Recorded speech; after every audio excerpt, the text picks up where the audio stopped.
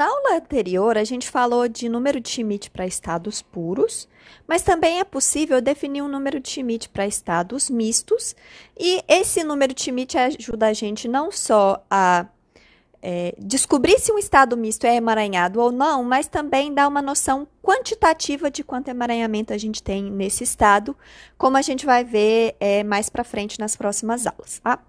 Bom, então como é que a gente define esse número de Schmidt para estados mistos? Vamos lembrar da decomposição de Schmidt para estados puros, tá? E o número de Schmidt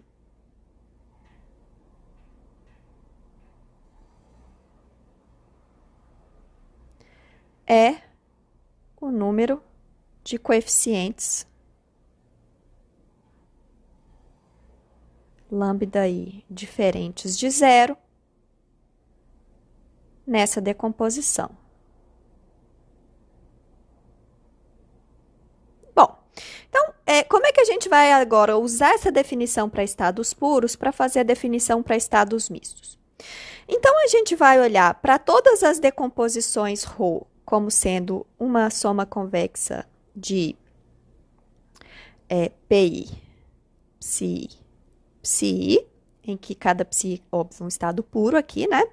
Então, eu olho para a decomposição de ρ como combinação convexa de estados puros e pego o máximo nessa decomposição do número de Schmidt dos estados puros psi, ok? E agora eu vou tomar o ínfimo, né, vou minimizar, de certa forma, sobre todas as decomposições possíveis para ρ, ok? Então, eu olho para cada decomposição qual é o número de Schmidt máximo e olho para o mínimo desse número sobre todas as decomposições possíveis, tá? Bom, então, o que quer dizer uma matriz densidade ter um número de Schmidt R? Específico, se o R de ρ for K, por exemplo. O número de Schmidt de ρ ser K significa que ρ não pode ser escrito de maneira nenhuma como uma combinação convexa de estados puros que tenham um número de Schmidt menor do que K. Tá?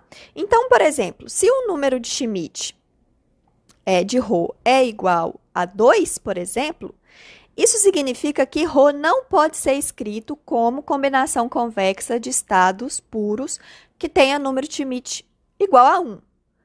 Número de Schmidt igual a 1 significa que o estado é separável, o estado é produto, né?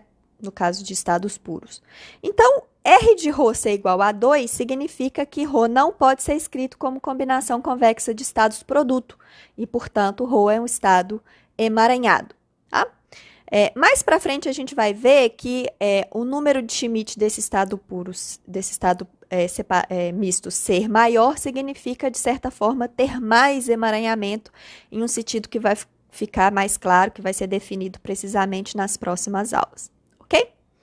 Bom, então, por exemplo, como a gente acabou de ver, para estados separáveis a gente tem número de Schmidt igual a 1. Porque ρ pode ser escrito como uma combinação convexa de estados produto, então, uma combinação convexa de estados que tem número de Schmidt igual a 1. Estados puros, né? Bom, e aí a gente tem uma estrutura de conjunto convexo, assim como a gente tinha no caso anterior, mas agora com mais camadas, né? Então, aqui eu tenho os estados separáveis, que tem número de Schmidt igual a 1.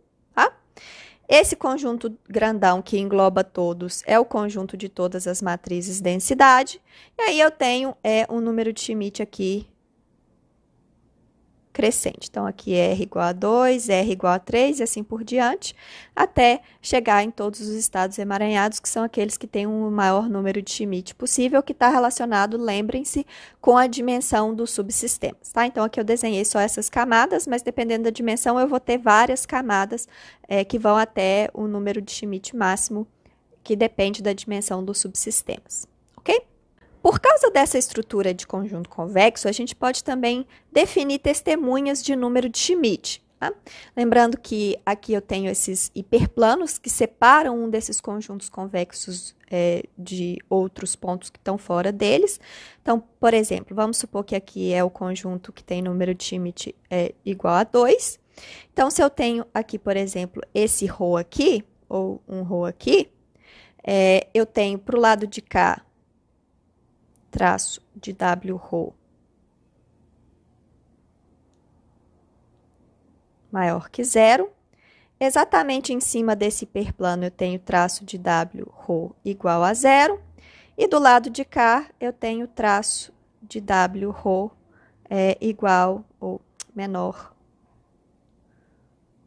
do que zero, em que W é o observável associado a esse hiperplano aqui. Tá? Qualquer hiperplano sempre tem um W associado a ele. Então, a gente vê que traço, né, nesse exemplo aqui, traço de W ρ menor do que zero, implica que R de ρ é maior do que 2, porque todos os estados que têm número de Schmidt igual a 2 estão do lado de cá desse hiperplano, ok? Então, a gente chama W de uma testemunha de número de Schmidt. K, se para todo estado ρ, K mais 1, na verdade, né? Se para todo estado ρ com número de Schmidt menor ou igual a K, vale essa condição aqui, né, que o traço de W ρ é maior ou igual a zero, enquanto que o traço de W ρ é menor do que zero para algum estado emaranhado com o número de Schmidt K mais 1. Tá? Então, esse W, esse observável W, mostra, evidencia que o número de Schmidt desse estado ρ aqui é pelo menos K mais 1. Tá? Lembrando que aqui, da mesma forma, essa quantidade traço de W ρ pode ser obtida experimentalmente, preparando várias cópias do estado ρ e medindo o observável W e depois fazendo a estatística para calcular o valor esperado, que é justamente dado por traço de W ρ. Assim como testemunhas de emaranhamento estão relacionadas com operadores positivos, mas não completamente positivos, testemunhas de número de Schmidt estão relacionadas com a existência de mapas K positivos, mas que não são completamente positivos. Né? Então, o que a gente viu para testemunhas de emaranhamento é simplesmente isso aqui para K igual a 1. Bom, então, existe um resultado, não vou provar aqui, mas vou colocar algumas referências no Moodle para vocês. Existe um teorema que mostra que se o estado ρ tem número de Schmidt pelo menos igual a K mais 1, isso acontece se e somente se existe um mapa K positivo, mas não completamente positivo, tal que I tensor, esse mapa lambda K positivo aplicado ao estado ρ, não é um operador positivo. Então, o que esse resultado aqui quer dizer? Então, vamos lembrar o que acontece para estados emaranhados, né? Ρ emaranhado, se somente se existe lambda positivo não completamente positivo,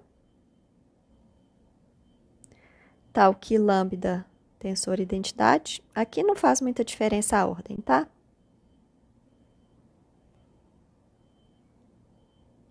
Vou deixar aí tensor lambda, mas acho que é diferente da ordem que eu usei anteriormente, mas tanto faz, tá? Não é um operador positivo. Então, isso aqui não vai ser um operador densidade, vai ser uma matriz que tem alto valor negativo. Agora, R de ρ igual a K mais 1, isso aqui acontece se somente se existe lambda K positivo,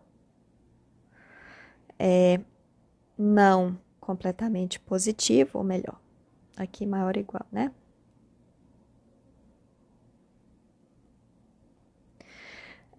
Tal que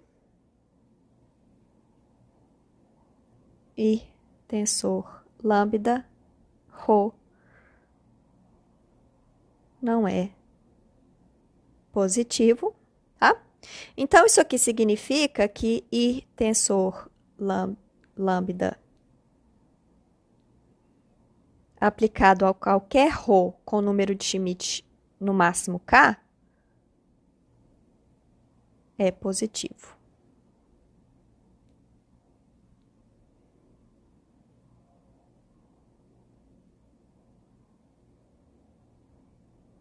ok? Então, assim como os mapas positivos, não completamente positivos, ajudam a gente a separar os estados emaranhados de estados produto, os mapas K positivos, mas não completamente positivos, ajudam a gente a separar o conjunto de estados que tem número de Schmidt igual a K dos estados, do conjunto de estados que tem número de Schmidt maior do que K.